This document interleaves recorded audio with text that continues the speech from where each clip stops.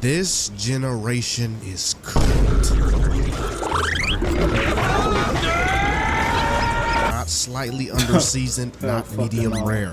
Cooked. And before somebody types, every generation says that, yes, true. But every generation did not have 12-year-olds calling teachers little bro and arguing like they're in a Discord debate server. That's new. That's recent. We have reached a point where kids do not fear embarrassment, consequences, or authority. And when those three things disappear, civilization gets shaky. I watched a video the other day of a kid cussing out a grown adult in public. Full chest, voice raised, finger pointing, and the parent over there on the sidelines just standing there waiting for the customer service to respond. No correction, no watch your mouth, That's just crazy. Straight niggatry. What did you say, nigga? We have rebranded discipline as oppression, and now everybody confused why the energy is off. Let's unpack this real calm-like, because the phrase spare the rod, spoil the child makes people tense up immediately. Folks hear that and think somebody finna pull out medieval parenting techniques. Don't leave me here. Relax. Historically, that phrase was about correction and authority. It wasn't about rage. What a fucking It nigga. wasn't about Oh no. abuse. What a fucking It was about the idea that if you never correct a child, they grow up thinking the world revolves around them. It doesn't. And we're seeing that play out in 4K right now. Kids today don't hear no, they negotiate no. You tell them no, and they hit you with the Why? but why? And listen, asking why is fine, I can't lie. Curiosity is good.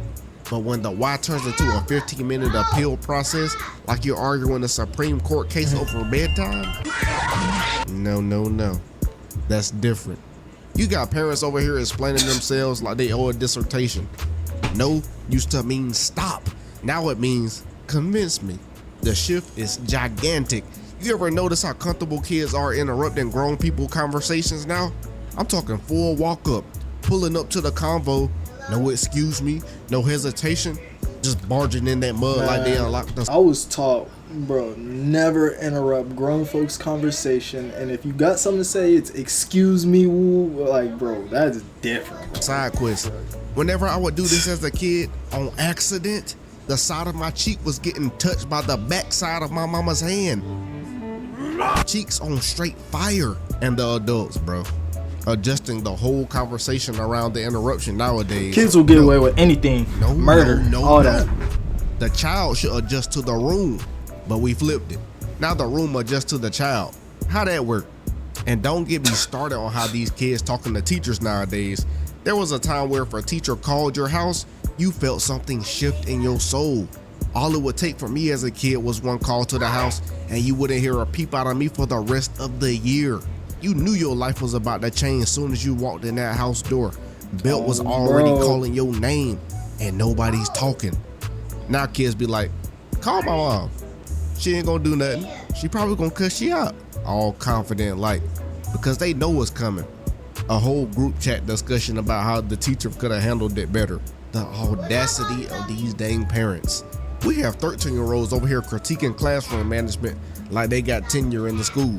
That doesn't come from nowhere. That comes from parents treating discipline like a suggestion. But we can't forget about the social media effect. TikTok has raised some of these kids, and TikTok does not teach humility. It teaches main character syndrome. Everybody's the star. Everybody's right. Right? No. So when a kid walks into real life and someone says, actually, you're wrong, bro, it feels like oppression. Like, bro, correction doesn't mean I'm the opposition. Put the switch down. Whoa, calm down, Jamal. Don't pull out the 9. No, it's reality.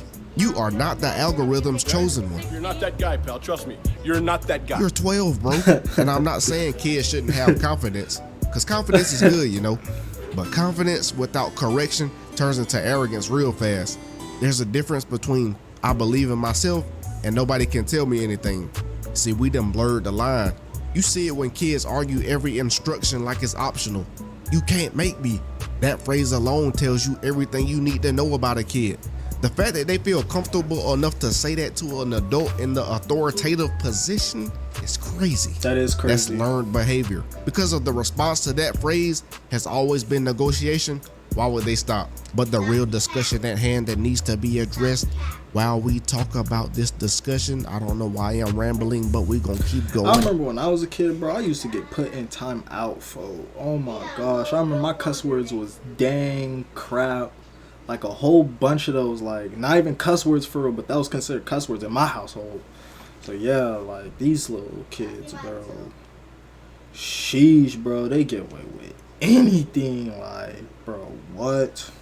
Couldn't be me. Is butt whoopings. People hear that Foghorn and think Leghorn. it means That's a anger good and show. chaos. What most folks Damn. mean when they say this is that there used to be a clear line. You crossed it, something happened. Immediately, memorably, almost abusively. See, that's the key word, almost. And that right there shapes you for future success. You didn't leave confused about what you should or shouldn't be doing no more. All you know is you should not be doing whatever got your butt fleeced with leather flames. Now, discipline is a meeting, a family summit, a dang Google Doc. And by the time the decision is made, the lesson is gone. Kids ain't remembering nothing nowadays, let alone a conversation about Big crew. And tons of elbow room. consequences. That's just psychology. And look at it. Not every kid is wild. There are some respectful kids out there, but the pattern we're seeing is undeniable. Teachers are quitting in record numbers. Classrooms are chaotic. Customer service. Jobs don't pay enough. What the fuck Yeah, it they just be is. getting ran through, I ain't gonna lie. But you got middle schoolers talking to adults like they met them on Twitter. Where did that come from? It came from the homes, where boundaries were flexible. You can tell when a kid has never been embarrassed before. They threw a full tantrum in public with zero self-awareness. No shame, no pause, just chaos. And the parents whispers, it's okay, calm down. No, it's not okay. It's inconvenient for everybody else walking across the store and unhelpful for the child, because the world will embarrass you way harder than a firm parent ever will, and won't care how you feel about that mug either. Here's the uncomfortable truth. We tried to remove all the discomfort from childhood, and discomfort is how you build resilience. When a kid loses and nobody keeps score Shit, that because made me everyone's flinch. a Oh. winner, what do they learn? When a kid acts out and the response is a discussion instead of a boundary, what do they learn? When every emotion is validated but no behaviors are corrected, what do they learn? They don't learn irsh, except that they think they are the main character of the entire world, and that's dangerous. And before somebody says, well, previous generations were traumatized. Yes, we were. I cannot lie. Have you not seen this?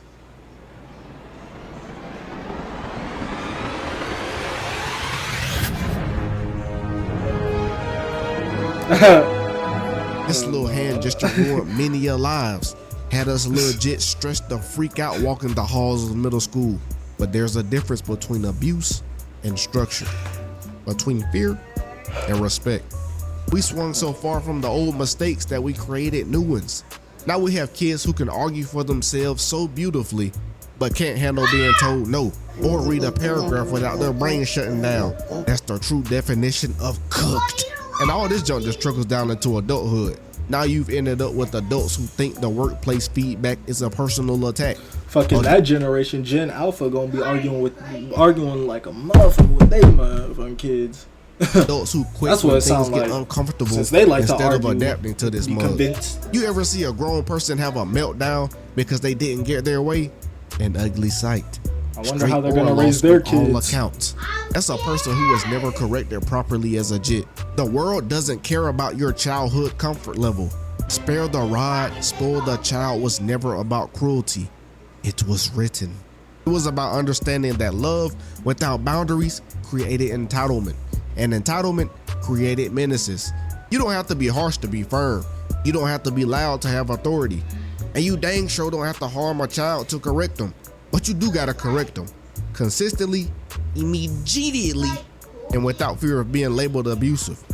Because the alternative is a generation where we walk around and it's just a bunch of rakais roaming the streets. That generation right there would be doomed. But this generation, they ain't doomed yet. But they do need that belt. Like, are we trying to raise future adults or future kids in adult bodies? Pick your dang poison. Cause I swear, when I'm older, I ain't finna play with you. Come at me in my geezer era, you gonna catch a wooden cane to the back of your head. If this made you uncomfortable, good. That mean it hit the bottom of your spleen. And if you're a parent hearing this, it's not too late. Just beat that butt. Just beat that butt. Hey JMF, thanks for all the support on the vids lately. These kids need a whooping nowadays, man. Bro.